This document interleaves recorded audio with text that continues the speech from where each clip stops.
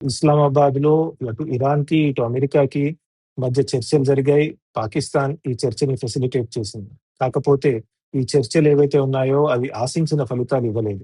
ఈ ఆశించిన ఫలితాలు రాకపోవటానికి ముఖ్యంగా 2 దేశాల మధ్య విరుద్ధమైనటువంటి ఒపీనియన్స్ ఉన్నాయి కొన్ని ముఖ్యమైన అంశాల మీద. ఒకటి న్యూక్లియర్ ఎన్రిచ్‌మెంట్, యురేనియం ఎన్రిచ్‌మెంట్ ఎంత చేయాలి, ఎంత చేయకూడదు అన్న దాని మీద 2 దేశాల మీద డిఫరెన్స్ ఆఫ్ ఒపీనియన్ వచ్చింది. అంతేకాదు అసలు యురేనియం ఎన్రిచ్‌మెంటే చేయకూడదు మీరు అని అమెరికన్స్ వాదించినట్టు వార్తలొస్తున్నాయి.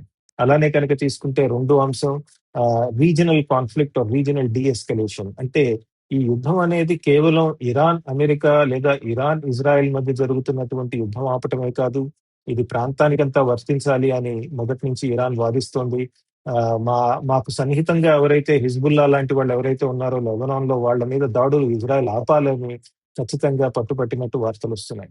కాకపోతే అటు ఈ అమెరికన్స్ వాదించేదేంటంటే, ఈ శాంతి ఒప్పందంలో లెబనాన్‌కి, ఇజ్రాయెల్‌కి మధ్య ఎటువంటి సంబంధం లేదు. అది వేరే ప్రక్రియ, ఇది వేరే ప్రక్రియ అని వాదించడం జరిగిందని.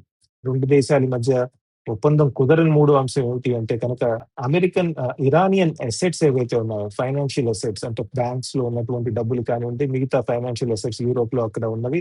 అవన్నీ అమెరికా సాంక్షన్స్ వల్ల ఫ్రీజ్ అవ్వటం జరిగింది. ఇవన్నీ కూడా అన్‌ఫ్రీజ్ చేయాలని, అవన్నీ ఇరాన్ వాడుకునే విధంగా ఒక ఫెసిలిటేషన్ చేయాలని ఇరానియన్ వాళ్ళు కోరటం జరిగింది.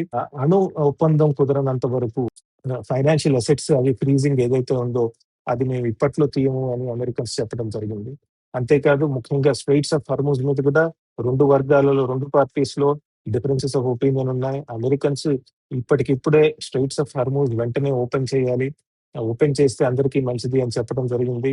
డొనాల్డ్ ట్రంప్ 2 రోజుల క్రితం ఇచ్చిన ట్వీట్‌లో కూడా అదే మెన్షన్ చేయడం జరిగింది. అలానే 2 రోజులు క్రితం ఇరాన్ ఇచ్చిన ప్రెస్ రిలీజెస్‌లో గాని, వాటిల్లో కానీ క్లియర్‌గా బయటికొచ్చింది ఏమిటంటే, స్ట్రెయిట్స్ ఆఫ్ హార్మూజ్ జలసంధి ఏదైతే ఉందో అది క్రమేణా ఓపెన్ అవుతుంది. ఒక దీర్ఘకాలిక ఒప్పందాలు వచ్చిన తర్వాతే ఇది ఓపెన్ అయ్యే విధంగా మేము చూస్తామని ఇరానియన్స్ చెప్పడం జరిగింది.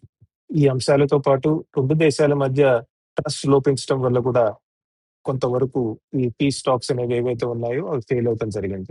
మళ్ళీ యుద్ధం వస్తుందా అంటే బహుశా మళ్ళీ ఇంకో రౌండ్ ఆఫ్ డిస్కషన్స్ చేస్తే బావుండు. 2 దేశాలు ఎక్కడో ఒక చోట పాకిస్తాన్‌లో కాకపోయినా డైరెక్ట్‌గా అయినా ఫోన్ లైన్స్ ద్వారా మిగతా మాధ్యమాలు వాడుకొని 2 దేశాలు కమ్యూనికేషన్‌లో ఉంటూ చర్చిస్తే బావుంటుంది అని చాలా మంది వాదించడం జరుగుతోంది. ప్రస్తుతానికైతే 2 దేశాలు అటు ఇరాన్ కానీ, ఇటు అమెరికా కానీ వెంటనే మేము యుద్ధం స్టార్ట్ చేస్తామని చెప్పటం జరగలేదు. మళ్ళీ ఏమన్నా ప్రయత్నాలు జరుగుతాయా? చూడాల్సిన అంశం. Thank you.